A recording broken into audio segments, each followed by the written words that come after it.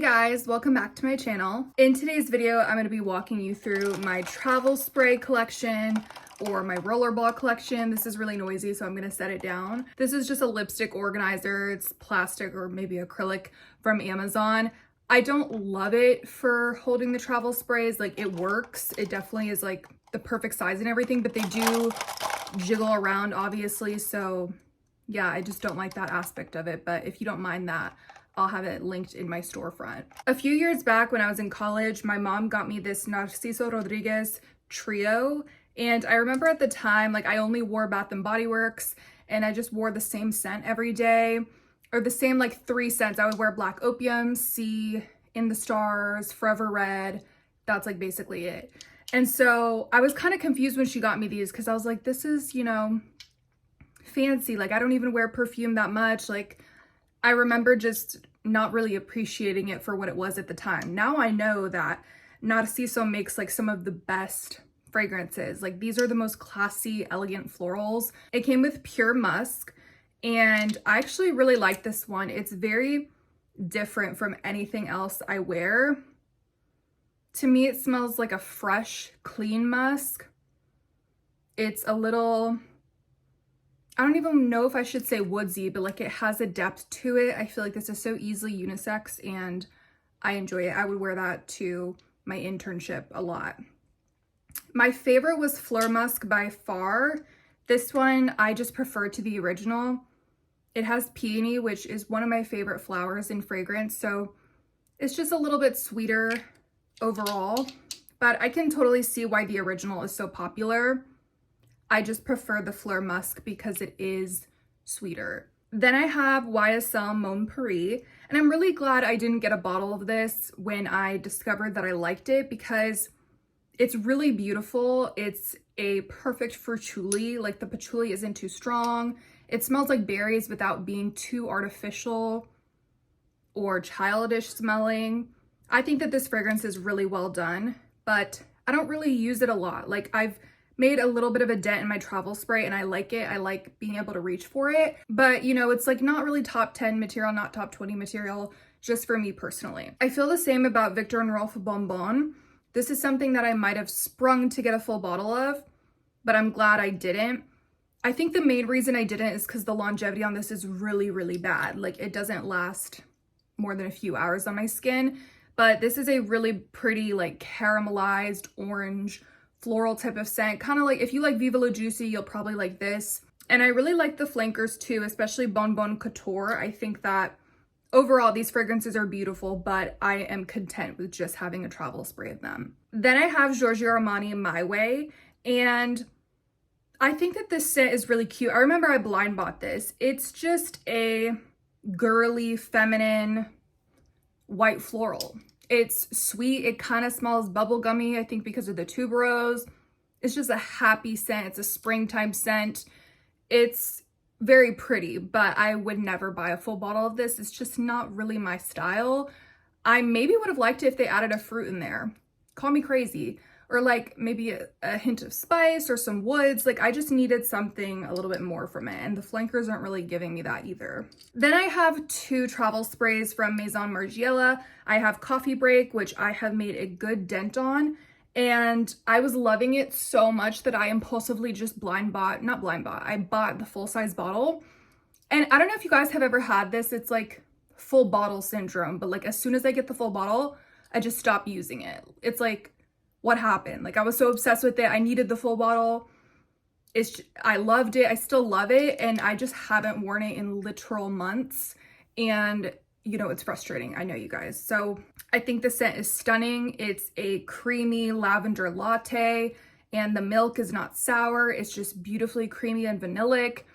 And everything about this is beautiful and balanced. A lot of people say they can't smell the coffee, but I certainly can.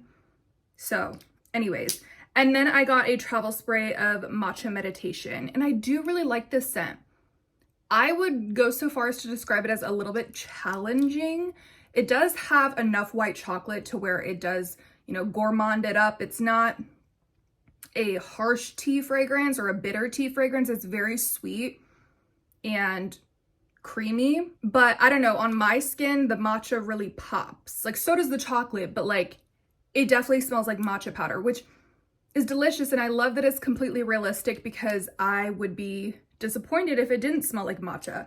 But yeah, it's just something that whenever I wear it, I don't know if I'm doing too much. So I don't wear this one as much as I should, but I do really like it. So I'm glad I have the travel spray. I have some random Victoria's Secret rollerballs. I think these are my mom's.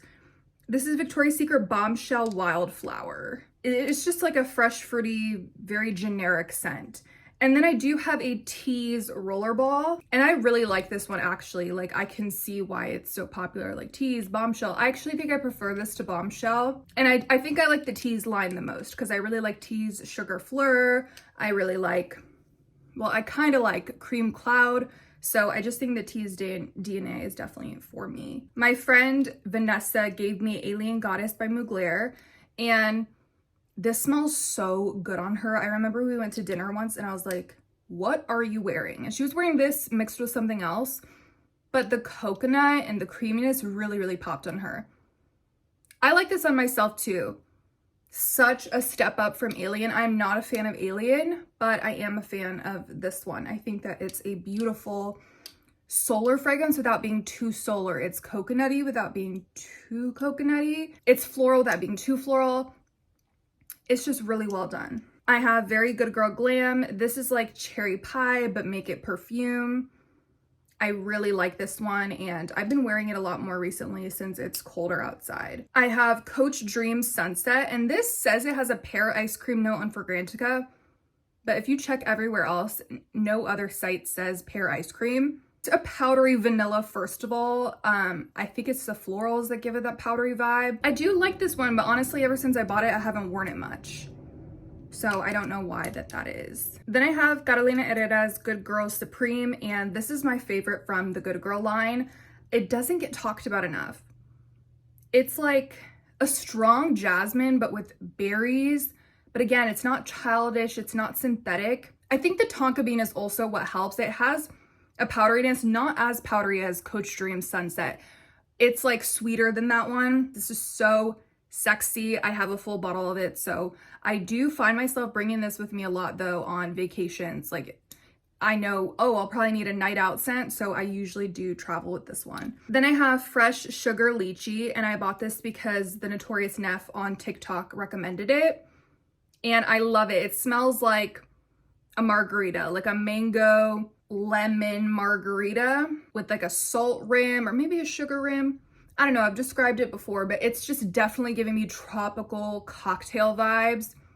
But it does have a tart citrus, and on my skin, the citrus gets over amplified to where it kind of bothers me, which is so sad because I love the way it smells in the opening. Like, you can really smell the lychee and the mango and all the other tropical fruits, but then on my skin, it just quickly becomes like a lemon balm. And it doesn't smell like Clorox or Windex. It doesn't smell bad. It just kind of smells like, I don't know, like a really tart lemonade on my skin. And again, it makes me sad because I really wanted to have the fruits continue throughout the duration of the fragrance. And then I have Burberry Her EDT, and I just love this scent. It has a dash of pink pepper. The pear mixed with the berries is actually heavenly. And all the white florals in here just make it smell so dainty and springtime and classy, and I adore this one. I have Floral Street Arizona Bloom, and I was obsessed with this fragrance, and I still am. But then someone said it smells like pencil shavings or like an eraser, and they kind of ruined the scent for me because it does kind of smell like that. But if you, maybe I shouldn't have told y'all that, but if you don't think about that, instead of pencil shavings, it kind of smells like, you know, a fresh wood, you know, but it has coconut, it has salts, but I'm actually known for disliking salt notes. Like, I hate the Olympias. I think the salt is way too much. And in other fragrances, I've noticed it's been an issue with me, but I really enjoy the salt in here. It's noticeable, it's there, but it's not overboard. I feel like all the notes in here just kind of let each other shine. You know, it's not just, oh, a coconut fragrance only. Like, no, you can smell the woods. You can smell, I think it's like a fig leaf. Like there's some sort of green freshness to this.